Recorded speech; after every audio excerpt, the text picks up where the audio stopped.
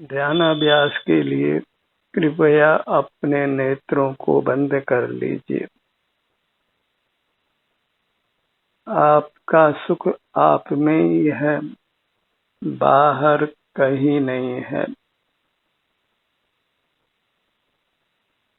हम स्वयं सुख के स्वामी हैं।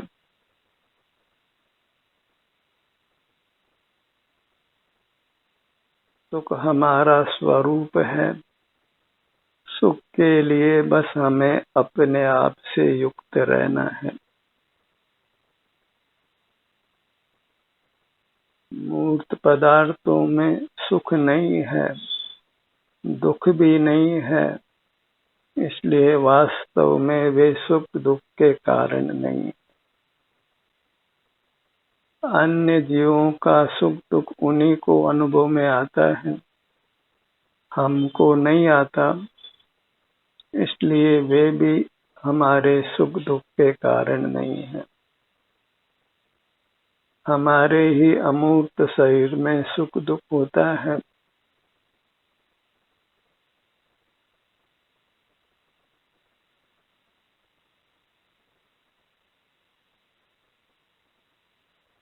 सुख दुख का कारण हमारा अपना ही अमूर्त शरीर है। बहिर्मुख रहने से अपना अमूर्त शरीर ही हमको दुख देता है और अंतर्मुख रहने से वही हमें सुख देता है।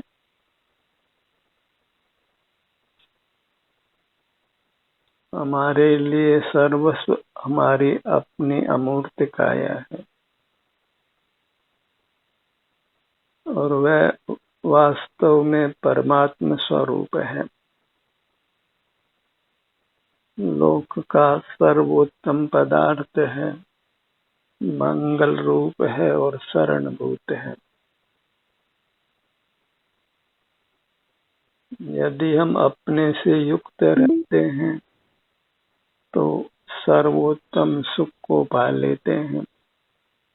फिर किसी प्रकार हमको कोई भी दुख नहीं हो सकता है।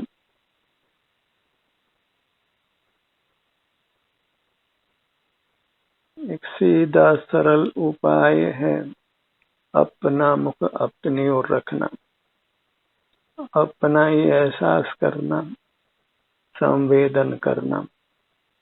जब अपना ही एहसास संवेदन करते हैं तो इंद्रिय व्यापार बंद हो जाता है, विचार करना भी बंद हो जाता है, काय चेष्टा और वचन चेष्टा भी बंद हो जाती है और हमें अनुपम शांति प्राप्त होती है। हम तनावों से मुक्त रहते हैं तो हमारा स्वास्थ्य भी सर्वोत्तम रहता है और इस उपाय से हम अल्पकाल में ही जन्म मरण से मुक्त होकर परमात्मा होते हैं।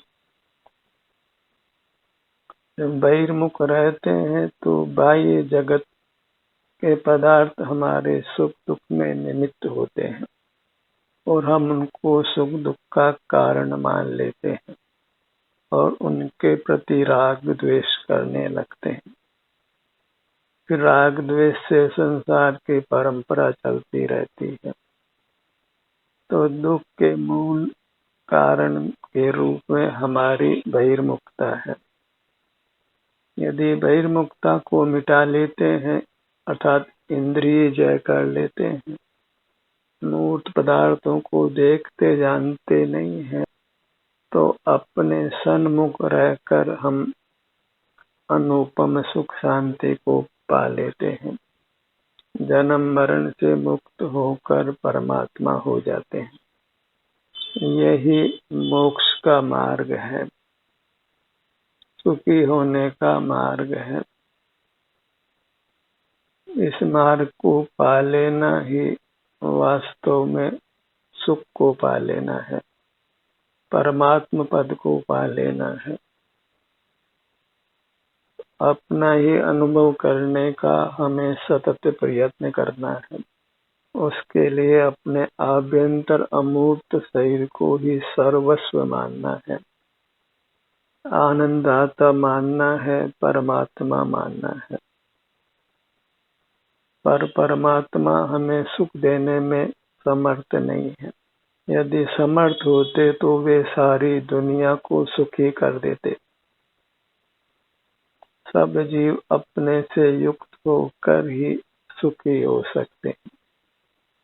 सब जीव शक्ति रूप से 100% समान है। परमात्मा के पास हमसे अधिक शक्ति नहीं है, बस उन्होंने अपनी शक्ति को प्रकट किया है और हमने उसको प्रकट नहीं किया है। अशुद्ध और शुद्ध स्वर्ण की भांति। अशुद्ध स्वर्ण में भी वही सोना है जो शुद्ध स्वर्ण में होता है, बस अशुद्ध स्वर्ण तपा नहीं है, तप कर वह भी शुद्ध स्वर्ण जैसा होता है। हम अशुद्ध जीव के स्थान पर हैं और परमात्मा शुद्ध जीव के स्थान पर है। परमात्मा ध्यानाग्नि से तप चुके हैं और हमें ध्यानाग्नि से तपना है। और यदि ध्यान का अभ्यास नहीं करते तो कभी परमात्मा होने वाले नहीं है। इसीलिए ये ध्यान का सत्र पावन है। वास्तव में तो ये मुक्ति प्रदाता है, जिसका आश्रय कर यदि हम अपने सन्मुख रहना प्रारंभ कर देते हैं तो फिर परमात्मा पद दूर नहीं है और हमें हमारा आभ्यंतर शरीर अनुभूति ही है। सिर से पांव तक ये मैं हूँ, ऐसा हमें बंद नेत्रों से भी अनुभव होता है। बाल गोपाल सबको अपना अमूर्त शरीर जो उनका वास्तविक स्वरूप है अनुभव में आता है और सबके सब जीव सुख स्वभावी है, परमात्मा स्वरूप है। अपनी आराधना करना ही वास्तव में परमात्मा की आराधना करना है, क्योंकि जीव को अपने आभ्यंतर शरीर का परिचय नहीं है, पहचान नहीं है, इसलिए वे परमात्मा को मंदिरों में, तीर्थों में ढूंढते हैं, पहाड़ों पर ढूंढते हैं, नदियों में ढूंढते हैं, पर परमात्मा अपना कहीं बाहर नहीं है।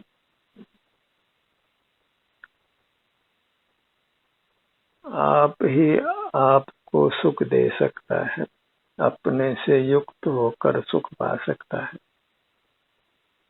तन मंदिर में देव जिन जग मंदिर देखंत, हास्य मुझे दिखे अरे प्रभु दीक्षार्थ भ्रमंत। जैसे कोई धनिक व्यक्ति भोजन के लिए भी मांगता हो, ऐसे ही हम अंतरंग में परमात्मा स्वरूप होकर भी अन्य परमात्मा से सुख की भीख मांगते हैं और अन्य परमात्मा दिखाई भी कहाँ देते हैं। हम तो बस उनकी मूर्ति बनाकर उनकी पूजा करते हैं और वह मूर्ति तो प्रकट ही अचेतन है, उसमें किंचित भी सुख स्वभाव नहीं है कि वह सुख दे सके। और जो साक्षात परमात्मा है वे बहिर्मुख नहीं है, वे हमारे क्रियाकलाप से अत्यंत अपरिचित रहते हैं। वे अपने सुख के भोग में ही निरंतर संलग्न है, स्वतः ही उनको सर्वांग में सुख का अनुभव होता है। वास्तव में तो हमको परमात्मा के स्वरूप का परिचय ही नहीं है। पूरे ब्रह्मांड कोई जैसे नहीं है। कोई भगवान को कर्ता धर्ता मानते हैं और कोई ज्ञाता दृष्टा मानते हैं।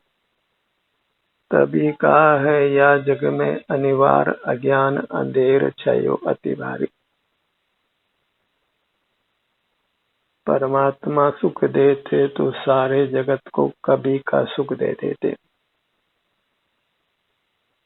वे वास्तव में जगत के प्राणियों के दुख से अनजान हैं, क्योंकि उनको बहिर्मुखता नहीं है। बहिर्मुखता के कारणभूत हाड़ मांस की काया उनके पास नहीं है। बगैर हाड़ मांस की इंद्रियों के मूर्त पदार्थ जानने में आते नहीं, और जानने भी आए तो हम किसी को सुखी दुखी कर नहीं सकते। सब जीव अपने से युक्त होकर ही सुख पा सकते हैं। किसी के आशीर्वाद से, कृपा से या अन्य प्रयत्न से कोई किसी को सुखी नहीं कर सकता है। और आस पराई जो करे होते ही मर जाए। As you sow shall you reap. जैसी करनी वैसी भरनी। काज एंड इफेक्ट एक ही पदार्थ में लागू होता है, दो पदार्थों में नहीं। तो अपने सुख को अपने से युक्त होकर पाइए, और उससे बहिर्मुखता का सहज ही निरोध होता है, जो सकल दुखों का कारण है। एक ही संकल्प कीजिए कि मुझे बहिर्मुखता को मिटाना है, अपने सुख को अपने से ही पाना है। वही वास्तव में चारित्र है। आप रूप में लीन भये थिर सम्यक चारित्र सोही। स्वरूपे चरणम चारित्रम। अपने ही स्वरूप को भोगना। पर पदार्थ जो अपने नहीं है उनको भोगना अपराध है। और यदि अपने होते तो जन्म से पहले भी वो होते और मृत्यु के बाद भी होते। और यह प्राप्त मूर्त काया भी जन्म से पहले नहीं थी और मृत्यु के बाद नहीं रहेगी, वह भी हमारी नहीं है। जहाँ मूर्त देह अपनी नहीं, तहाँ न अपना कोई।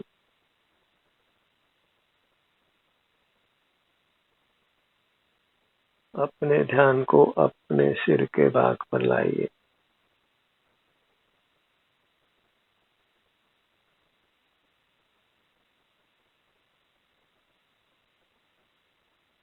ललाट का भाग,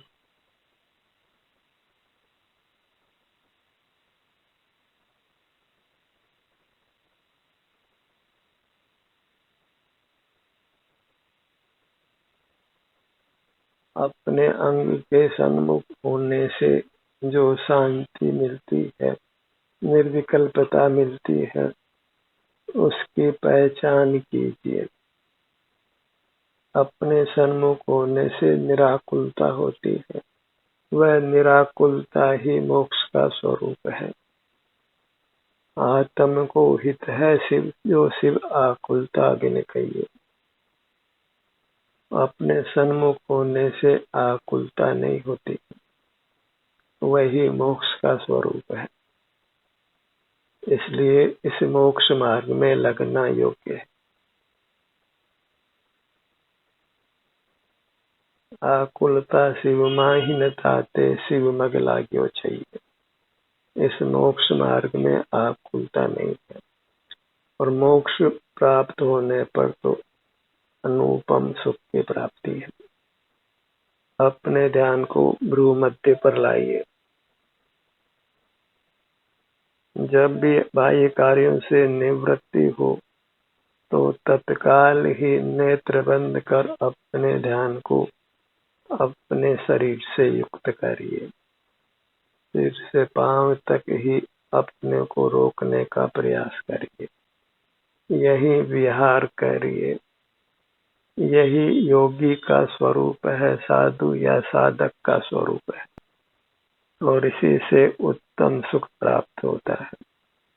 अपने ध्यान को अपने दोनों नेत्रों पर लाइए।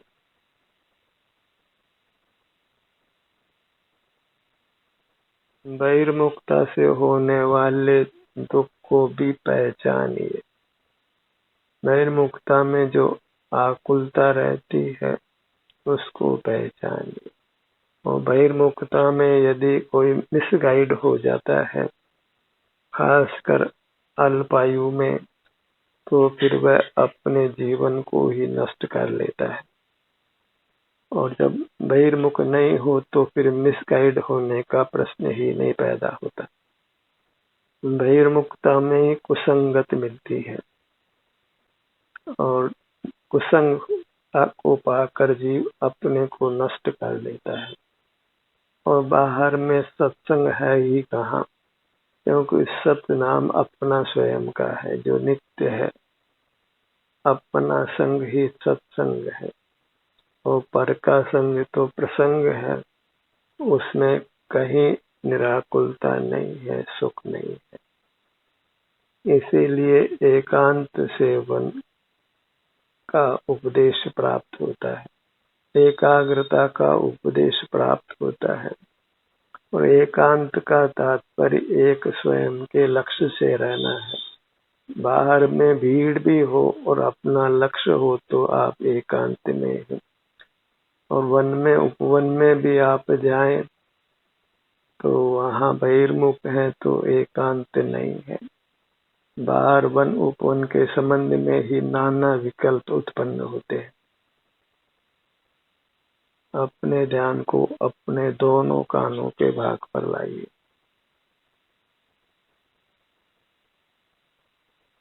संसार में अपार दुख है, भले अभी हमें वर्तमान में दुख नहीं हो, पर सदा एक से दिन नहीं रहते हैं। वर्तमान में सुख की स्थिति को पाकर निश्चिंत नहीं होना है। कब काल आ पड़ता है कोई नहीं जानता है। बहिर्मुख रहेंगे तो फिर आपदा निश्चित आने वाली है, क्योंकि स्वरूप से च्युत होने पर अवश्य ही दुर्घटना घटती है। स्वरूप की सावधानी हटी और दुर्घटना घटी। अच्छे अच्छे ऊंचे पदों पर जो विराजमान है, प्रधानमंत्री या और किसी उच्च पद पर, वे भी दुर्घटना ग्रस्त होकर प्राण गंवाते हुए देखे गए हैं। तो वे बाहर कहाँ सुरक्षा है और अंतर में आप पूरी तरह सुरक्षित हैं, पूरी तरह सुखी है। अपने ध्यान को अपनी नासिका पर लाइए। दोनों नथनों का भाग,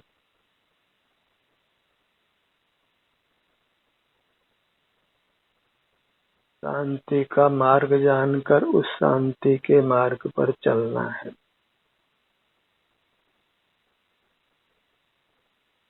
अपने ध्यान को अपने मुख पर लाइए। दोनों होठ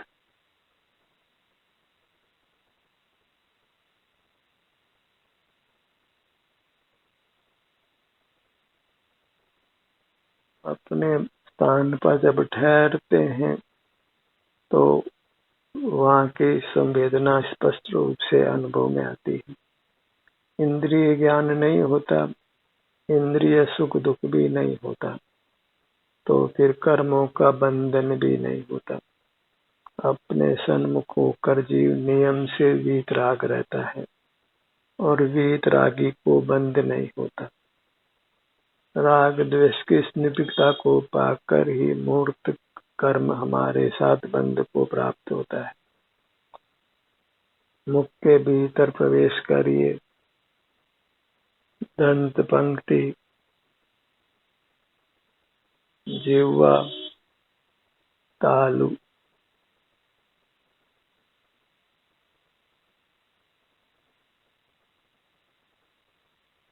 कंठ का भाग,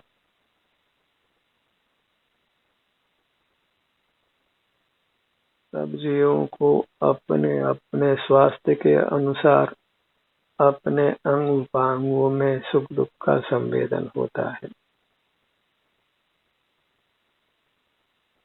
पर इतना विशेष है कि अपने अंग उपांगों के सुख दुख का संवेदन करने से जीव बद्ध मूर्त कर्मों से मुक्त होता है, जिससे वह उत्तम स्वास्थ्य को और सुख को प्राप्त करता है। और यह अभ्यास करने पर कालांतर में जन्म मरण से मुक्त होकर परमात्मा होता है। फिर अनंत काल तक उत्तम अविनाशी सुख को ही भोगता है। कुछ यत्न भी नहीं करना पड़ता है।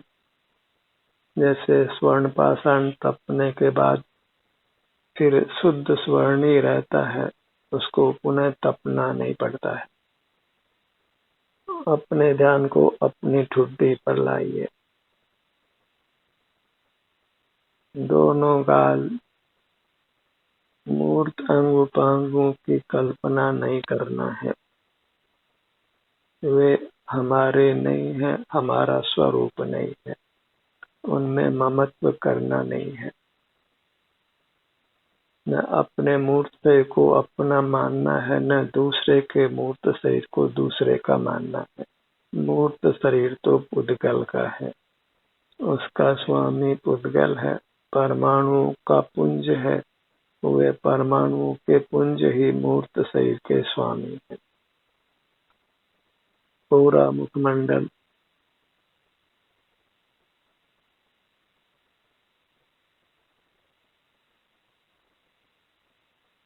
अपने ध्यान को अपने गर्दन के भाग पर लाइए।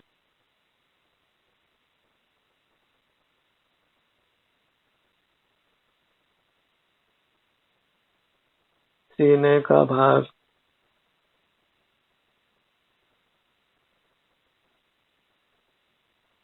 सब सम्यक ज्ञान अपने सन्मुख होने से स्वतः उत्पन्न होता है। कोई स्कूल कॉलेज में पढ़ना नहीं पड़ता है, कोई शास्त्र का अभ्यास भी करना नहीं पड़ता है। अपने सन्मुख ठहरने मात्र से जीव संसार से पार हो जाते हैं। सीने का भाग बाएं से दाएं, दाएं से बाएं सब कुछ हमारा स्वरूप अमूर्त है, सुख का बना हुआ है। पेट का भाग और सर्व जीव अंतरंग में समान है। मूर्त की अपेक्षा ही उनमें अंतर पाया जाता है। अंतरंग में सब के सब सुख स्वरूप हैं और परमात्मा स्वरूप है। सर्व जीव है सिद्ध जो समझे ते था। सब जीव अंतरंग में परमात्मा स्वरूप हैं। जो ये जान लेते हैं वे अपने सन्मुख होकर परमात्मा हो जाते हैं, मूर्त काया के बंधन से मुक्त हो जाते हैं। पीठ के भाग पर आइए।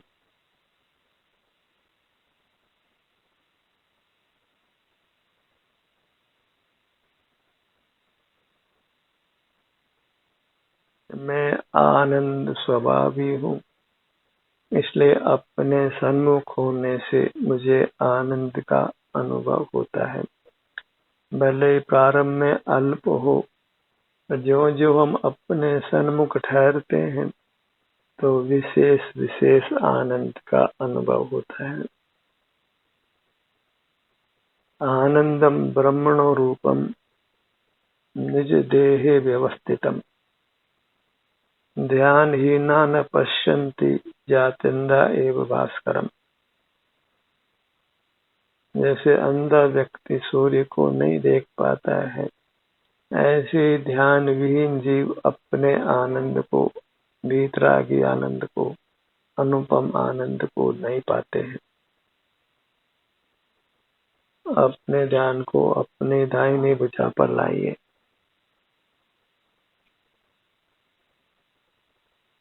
अंगुलियों के अग्रभाग से कंधे तक दाहिनी भुजा। सुनने में बिल्कुल सुख नहीं है। जिस अमूर्त शरीर का निर्देश दिया गया है उसी के सन्मुख होने से सुख मिलता है, और वह प्रयत्न सबको ही करना है। उस प्रयत्न के बिना किंचित भी उत्तम सुख नहीं पा सकते हैं। बाईं भुजा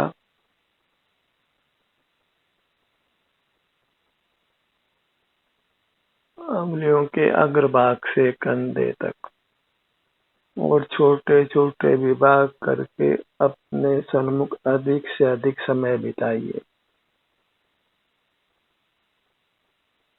एकदम शांति का सुख का जीवन जीना इष्ट है तो अपनी मूर्त के सन्मुख रहिए, अपने ही आराधना करिए, जगत से सुख की आशा छोड़िए।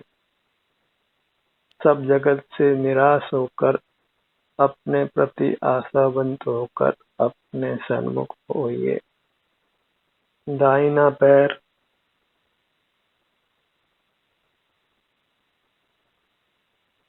होकर निराश जग भर से अपनी शरण में मैं आया। बायां पैर दोनों पैर एक साथ, पापा तले से सिर तक ये अपनी परमात्मा मूर्ति है। मेरा मुझको नमन है, इसी में झुकना है, इसी में लीन रहना है, आनंद को भोगते हुए रहना है। बाहर सब लोभ है विषयों का और वही सब पाप का बाप है। बाहर के विषयों को पाने के लिए विषय धन से प्राप्त होते हैं, तो धन को पाने के लिए आजीव कौन से पाप नहीं करता है, और उसी पाप से सारा जगत त्रस्त है, दुखी है। अपनी पूरी मूर्त परमात्मा मूर्त सर्वांग सुखदायक, इसी को आप देव जानिए, गुरु जानिए, शास्त्र मानिए। बाहर कहीं देव गुरु शास्त्र नहीं बनाना है। आत्म ही देव निरंजन, आत्म ही सदगुरु भाई। आत्म शास्त्र तीर्थ, आत्म ही सुखदाई। आप कोई सर्वस्व मानिए, सर्वोपरि मानिए, फर्स्ट पर्सन मानकर अपना आदर करिए और अपने सन्मुख रहिए। यही चारित्र है, धर्म है, सुख का मार्ग है। ध्यान का सत्र यही समाप्त होता है। आपकी सहभागिता के लिए धन्यवाद।